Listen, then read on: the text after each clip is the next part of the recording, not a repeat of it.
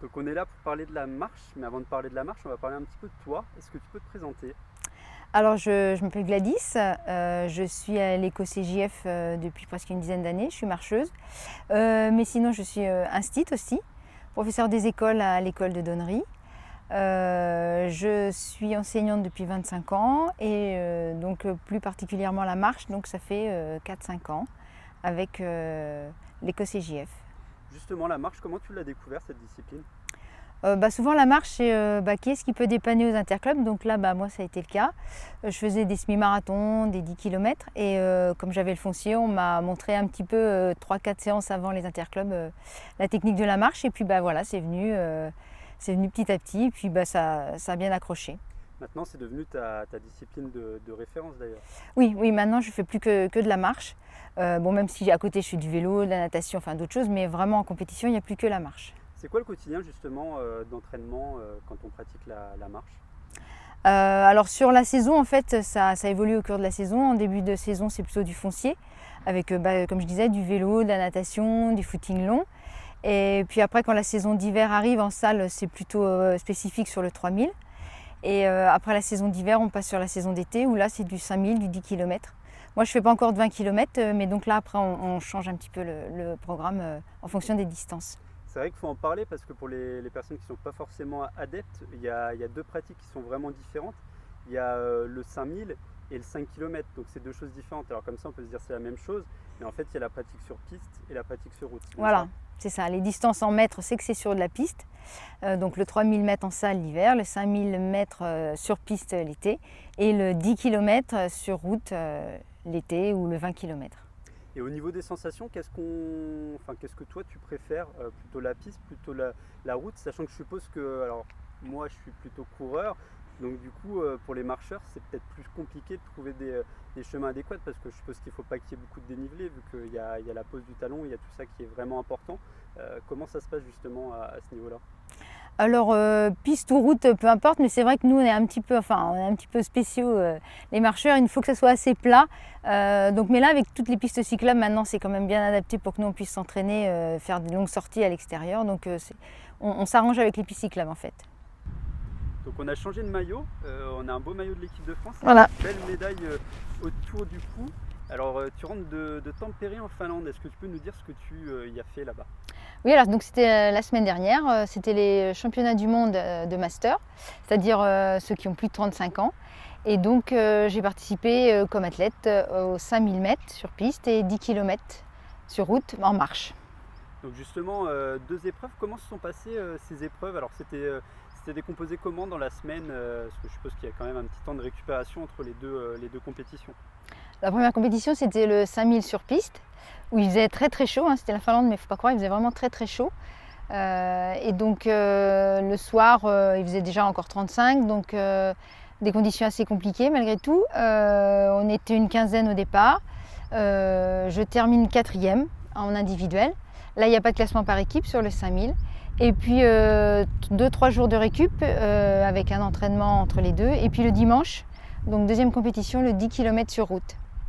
Justement, ces compétitions, tu nous as parlé des conditions. C'était quoi les conditions? Pareil, très chaud, grosse chaleur On s'y attendait pas. Oui, la Finlande, on pensait que ça serait assez agréable pour les compétiteurs, 20 degrés, 20-25 degrés. Mais non, on a eu plus de 30 degrés, donc vraiment très très chaud, comme ici actuellement en France. Là, et donc c'était compliqué.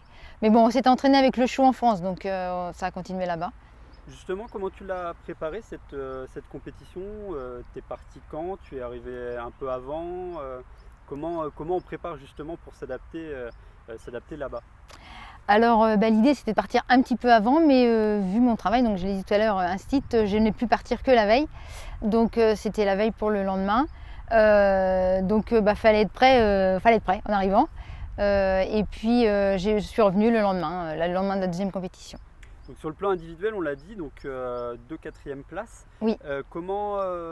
Alors forcément la quatrième place, c'est souvent on est au pied du podium, donc ça laisse un peu d'amertume. Comment toi tu l'as perçu? Déjà avec quels objectifs tu es parti là-bas? Et puis au final, bon, il y a quand même cette belle conclusion, si je puis dire. avec la médaille d'or par équipe. Par équipe, voilà. Alors, sur le 5000, sur le papier, j'étais quatrième, donc je finis quatrième. Sur le papier, j'étais à une bonne minute de celle qui devait être devant moi, mais je finis à 3 secondes. Donc là, ça a été un petit peu difficile le soir, le mercredi après le 5000. Là, c'était un petit peu compliqué parce que 3 secondes, mais en fait, c'est rien. Et le 10 km sur route, là, j'étais vraiment plus loin, donc il manquait vraiment un petit bout là pour être vraiment sur le podium. Donc plus sur le 5000, une déception, mais bon, le 10 km par équipe, on est première, donc là, ça a vraiment été une belle fête, hein, franchement. Justement, il y a eu beaucoup de joie. Comment ça se passe? Comment est l'ambiance justement là-bas? Est-ce que vous côtoyez peu au final sur l'année, je suppose, entre coéquipières? Oui, les deux coéquipières, il y en a une qui est de Saint-Malo, que je rencontre aussi aux compétitions master, et puis la troisième, elle est de Bourgoin-Jallieu. Donc on ne se rencontre pas ni pour les entraînements, ni on se côtoie que pour les compétitions en master. Et donc tout de suite, ça a bien fonctionné. Et bon, chacun fait sa course en fait, les 3 temps sont additionnés et c'est l'équipe qui a le temps le plus faible qui gagne. Donc c'était vraiment une super ambiance. Et puis l'équipe de France avec tous les autres marcheurs qu'il y avait, c'était vraiment très chouette. Et ces 3 temps additionnés, ça s'est joué à beaucoup, ou est-ce qu'il y avait un gros écart entre les... Non, là on n'était pas 3 secondes, on était assez confort quand même par rapport au deuxième. D'accord, et puis le retour justement, le retour en France, comment il s'est passé? Comment tu as été accueilli? Parce que je crois qu'il restait encore quelques jours d'école. Comment ça s'est passé avec les élèves? Ils ont quel âge justement tes élèves? Donc mes élèves, c'est des CM1, CM2, et donc ils attendaient mon retour, et une élève tout au long de la compétition m'écrivait régulièrement me demandant mes résultats. Donc je salue la petite Agathe qui passait le message aux autres camarades de classe, et donc ça a vraiment été un moment extraordinaire. Les enfants, quand vous revenez, qu'ils ont les yeux qui brillent, ils sont tellement fiers de cette maîtresse qui est championne du monde. Donc vraiment ça pour moi ça a été vraiment aussi une deuxième médaille, quoi. Quand on y a goûté, on a forcément envie d'y retourner. C'est quoi les prochaines échéances justement pour toi? Comment ça se passe? Parce que du coup les championnats du monde au niveau master, c'est tous les combien de temps les prochaines échéances? Quand auront lieu les prochaines grosses compétitions? Donc là on dit souvent la période estivale, c'est souvent synonyme de trêve. Comment ça va se passer pour toi et quels seront les prochains grands rendez-vous? Alors la saison prochaine, il y a encore en individuel master, et au niveau des compétitions internationales, il y aura les championnats d'Europe, pas en septembre là, mais l'année prochaine en Italie. Et les championnats du monde, c'est aussi donc, tous les 2 ans, donc là ça sera en Suède à Göteborg en 2024. Donc.